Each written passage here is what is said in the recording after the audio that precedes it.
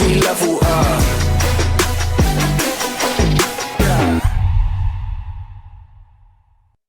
You have to be dedicated to play in the Northwoods League. You know, they play the games and it's serious. You know, I mean, you're looking at maybe an opportunity to be a professional athlete. The league provides a superior player experience with unparalleled technology in support of player development and visibility. TrackMan data reporting is available to all players and Major League Baseball teams. The Northwoods League is the ultimate collegiate summer baseball experience.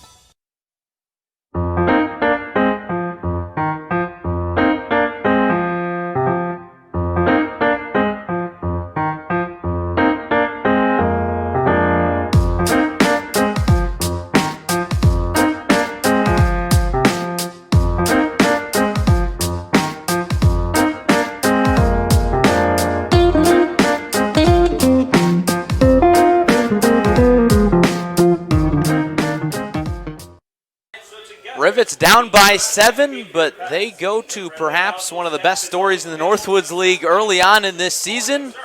It's the right-hander from Taiwan,詹曜銘. Well, you might know the name Yao Ming from someone else. When I was doing my research, couldn't find much about this young right-hander. It was mostly about the basketball legend, Yao Ming. But I'm excited to see him pitch. A sidearm delivery from the Taiwanese pitcher. He landed in the United States for the first time on Saturday. So still, I'm sure, adjusting to the time zones, to everything in the United States. Still learning English. But baseball is a universal language, I hear. Yes, indeed. And it'll be interesting to see him and catcher Jake Kleekamp communicate.詹曜銘, as Zach mentioned, coming over from Taiwan, plays college ball in Taiwan.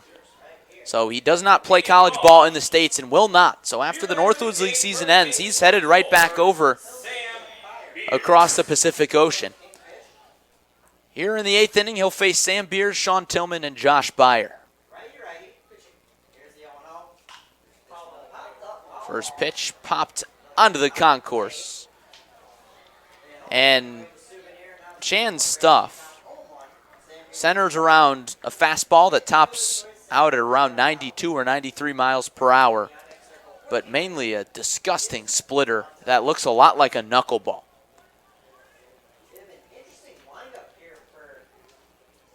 And especially here under the lights, that pitch is going to look like it just disappears as the batters see it come in.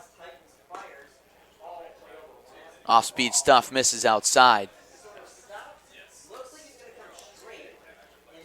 And looking at Yao Ming's delivery, it looks a little bit like Yu Darvish. And it's because his favorite MLB pitcher is Yu Darvish. And he's a little more three-quarters sidearm than Darvish, but well, it is interesting to watch. Yeah, you've got to find what works for you out on the mound. He's a big, strong right-hander. A lot of physicality. He throws the ball with ease. There's that splitter. Misses down and in. It really doesn't look like he's throwing it that hard. No, it really doesn't. And that's the first thing that jumped out to me when I watched the tape on him. Rivets GM Chad Bauer showed me. Just like looks like he's up there tossing. This one's chopped to the hole, and that's going to get through. Just past the reach of Gutierrez, and Sam Beers has his second base knock of the evening. It looked like third baseman Wade Elliott might have had a play on that one.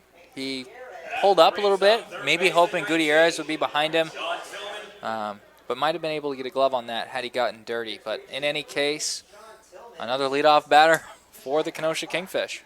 Yes, indeed, and of course, the leadoff man did not reach in the 7th. Only 2 innings this one where the Kingfish have not put the leadoff batter on.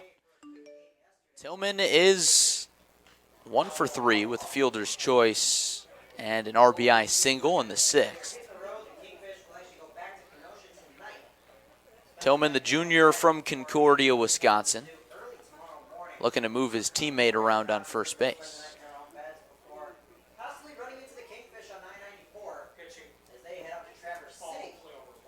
Off speed, misses low and away. Kleekamp has been really good behind the plate tonight, blocking those balls in the dirt, and that can't be easy with guys with such nasty stuff on the mound. That can be tough to catch, and Tillman tries to knife that the other way. Finds the hands of a young man. It's 1-2. So, Zach, what do you think we see out of Chan Yao Ming with this pitch? Well, I think he might feature the splitter here, down low. Kleekamp looks like he's setting up down low, and we got it. Oh, baby. Bottom fell out of that pitch. Everybody kind of knew it was coming up here, and Tillman got the string pulled on him, and there's one down. You know, and even if you don't throw that pitch in every strikeout situation, just the threat of it being there will slow the hitter's bats down just enough that it'll be tough to make good contact. If you're afraid of the bottom falling out, you're going to look for a pitch that's up a little bit. We'll see if Yao Ming can retire Josh Beyer, who has reached in each of his last 3 plate appearances. He's got 2 singles, a walk, and a run scored, and a ground out back in the second inning. 0-1 pitch. There's the heat, and it's 0-2. A really nice pitch there. Beers over on first base, not really worried about a pickoff throw. His shoulders are turned all the way towards second base in his leadoff. We'll see if Chan Yao Ming takes a look over there. But he might not even be concerned about the base runners, just trying to get the batter at the plate. Here comes the 0-2. There's the splitter, and Beyer does not chase. Rivets down 10-3. Top half of the 8th.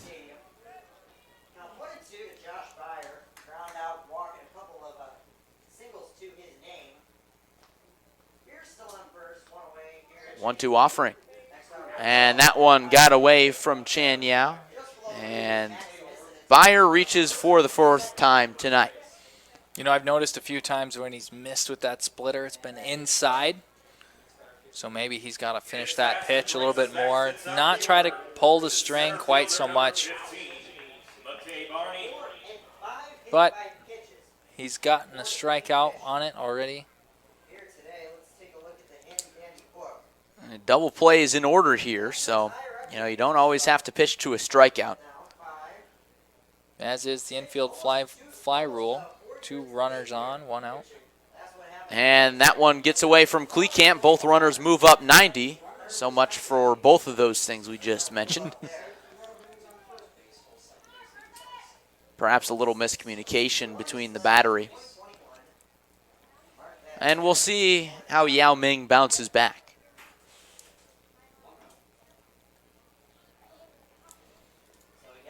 Well, when there's a cross-up, you never want to see anyone get hurt. So that one went straight back to the dugout, or to the backstop, rather.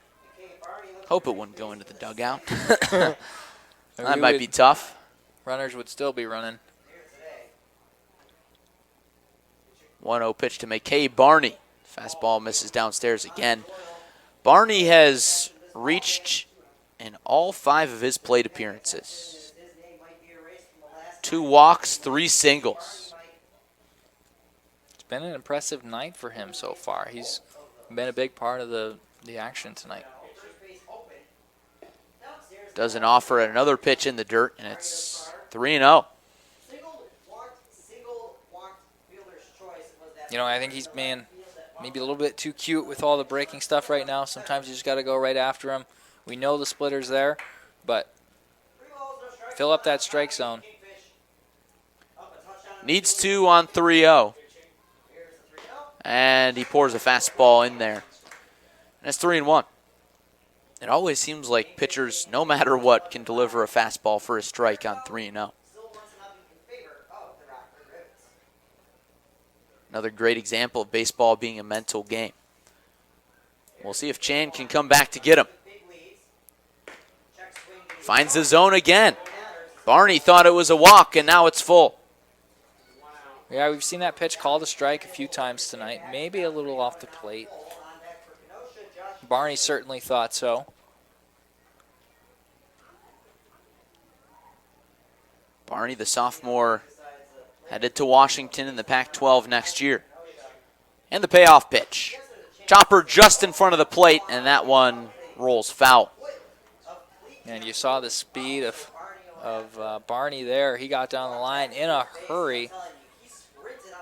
Not much of a chance for Kleekamp had that ball been fair. Basically as good as a swinging bunt right there. Barney, a high-level baseball player, started his career at BYU and then transferred to South Mountain Community College in Phoenix. Barney, a native of nearby Mesa, Arizona.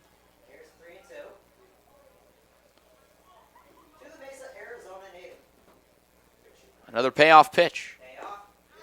Called strike 3. Chan Yao Ming comes back to get McKay Barney, and there's 2 away.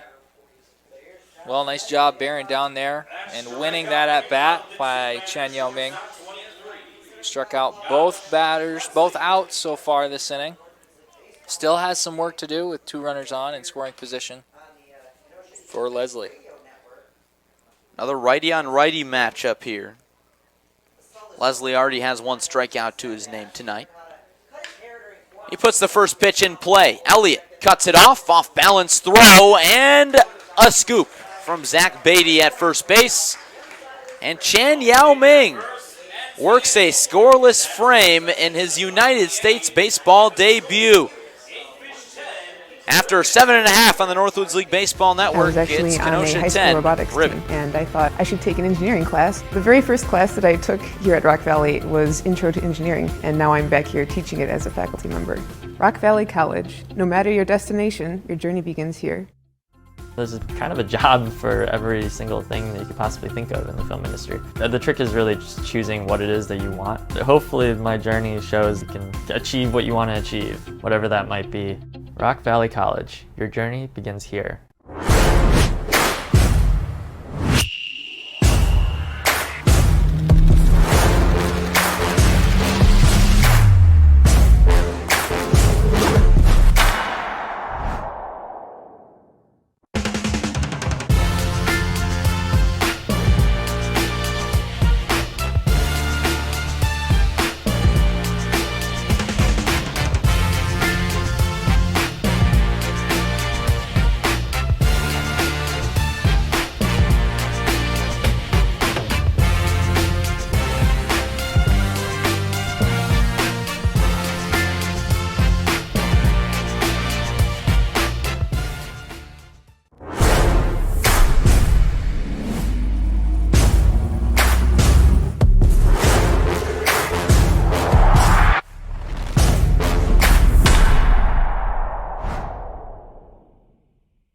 There's a look at a Rockford Rivets dugout that needs to get rowdy if the team wants to come back in this one. Down 7 in the bottom of the 8th inning.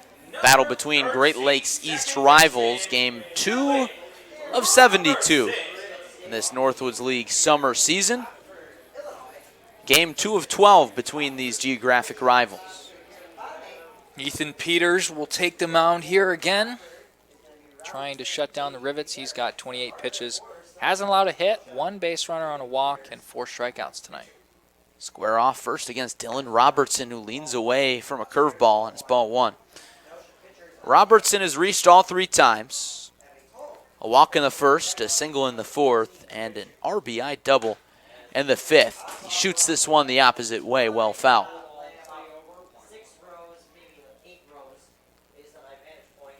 Robertson has been the best hitter in this Rockford lineup through 2 games this season. Now, perhaps not a surprise. Really tore up the junior college circuit, hitting .377 this spring.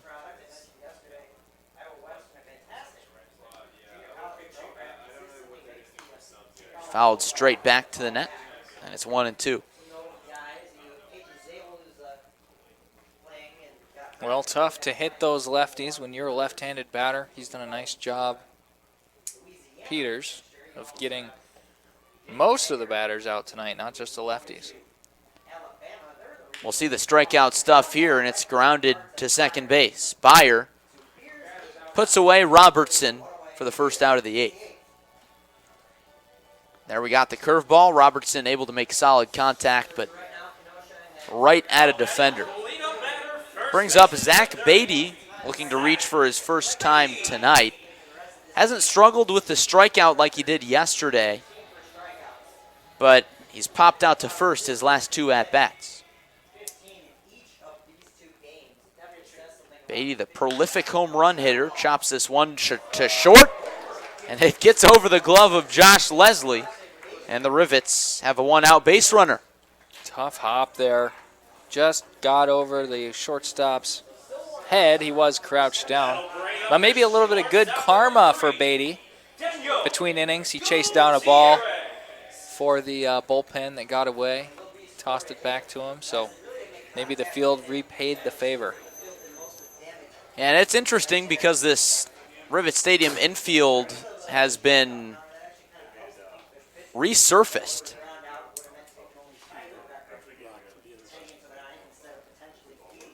Infield got resurfaced in the offseason, so brand new dirt, brand new infield grass. They also worked on the pitcher's mound a fair amount. First pitch to Daniel Gutierrez. Swung on and missed.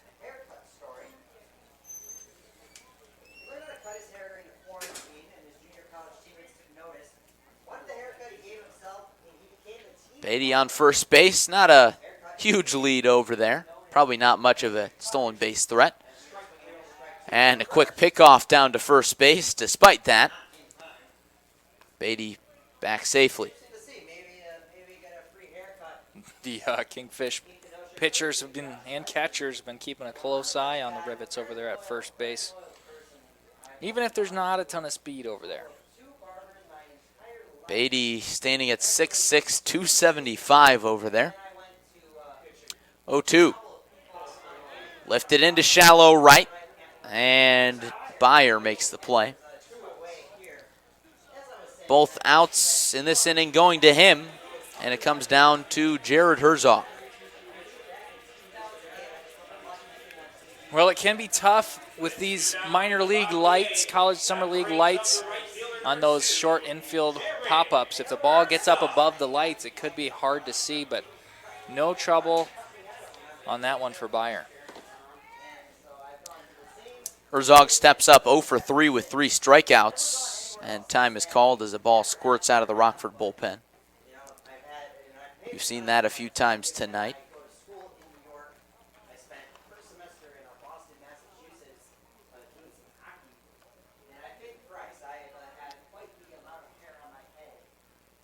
Taking a look at the arm in the Rivets bullpen. That one misses outside. I'm pretty sure it might be Troy Tucci getting loose in the Rivets bullpen. So we were talking about position players pitching. Well, there we go. 1-0 pitch to Herzog. Big hack and a miss. You can tell Herzog's a little frustrated with his performance in the batter's box. He's a young man that holds himself to a high standard. Can't blame him. All he's done is strike out in all of his Northwoods League plate appearances so far.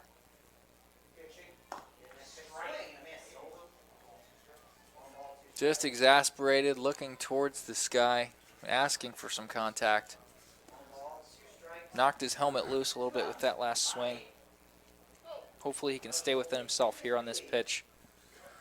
Hang in there against a tough lefty. Make some contact. Peters gazes in for the sign.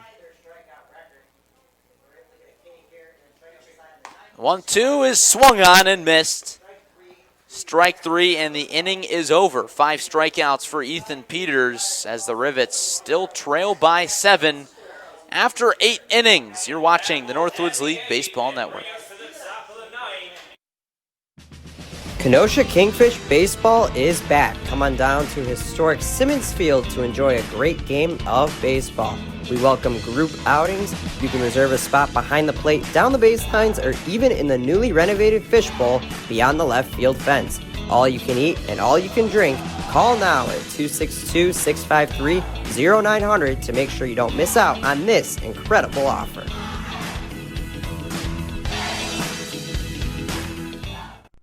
When I first came to Rock Valley, I had absolutely no mechanical experience. Less than 2 weeks after graduation, I was already at work with a great job, great salary. Rock Valley College, no matter your destination, your journey begins here.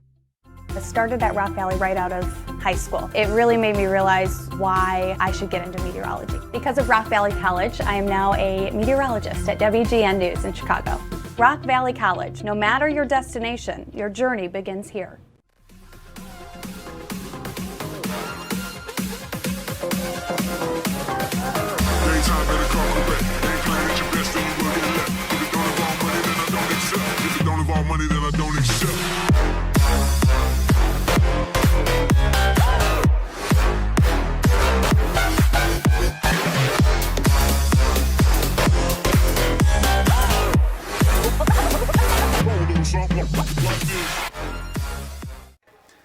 Well, we were talking about position players pitching earlier, and you ask and you shall receive. Troy Tucci, an outfielder on the mound for the Rivets here in the 9th inning with the home team down by 7. And perhaps the funniest part of all this is the reliever, Chan Yao Ming, before Tucci, moves into left field.